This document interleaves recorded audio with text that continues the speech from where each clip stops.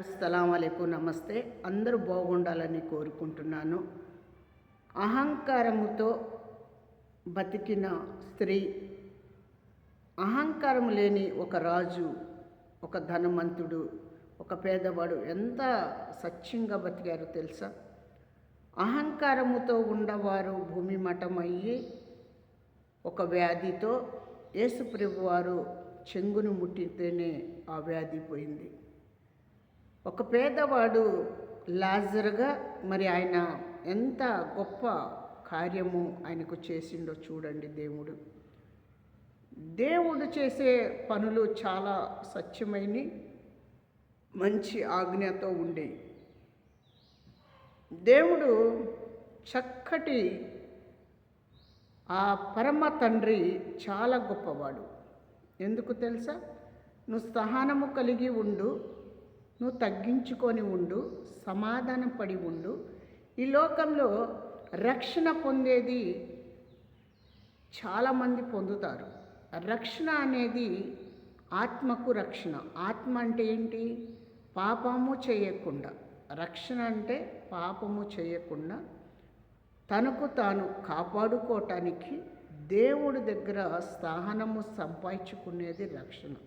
అంటే నువ్వెంత తగ్గించుకుంటే నీకు దేవుడు మేలు చేస్తున్నాడు. నువ్వెంత తగ్గించుకొని అందరితో సమాధానంగా ఉండాలి. మనకు కష్టాలు ఉన్నప్పుడు మన కులమే మనకు కాపలా ఉండరు. మనం ఒకవేళ పోత కింద పడ్డామనుకోండి, మన అయిన వాళ్ళు వచ్చి మనకు కాపాడతారా? అక్కడ ఉండ సమాజం కాపాడతారా?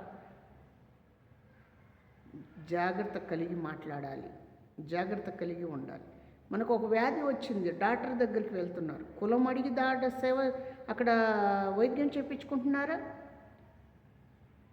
స్కూల్లో టీచర్ దగ్గర చదివించినప్పుడు మన కులమా అని చెప్పి చదివిస్తున్నారా?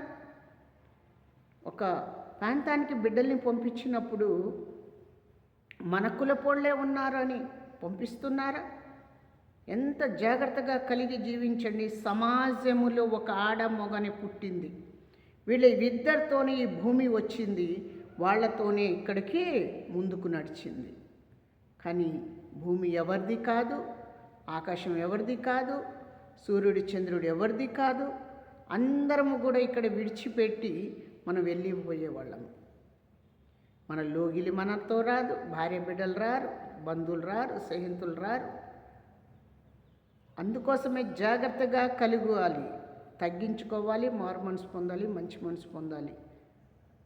అందరి కొరకు ప్రార్థన చేసుకోవాలి. నా దేవా, నా రక్షకుడా, ఈ భూమి అందున ప్రతి వారిని మీరు దీవించి బలపరిచి భద్రపరిచి నీ నామానికి మహిమ, ఘనత, ప్రేమ, సమాధానం పరచండి, సహాయము దయచేయండి.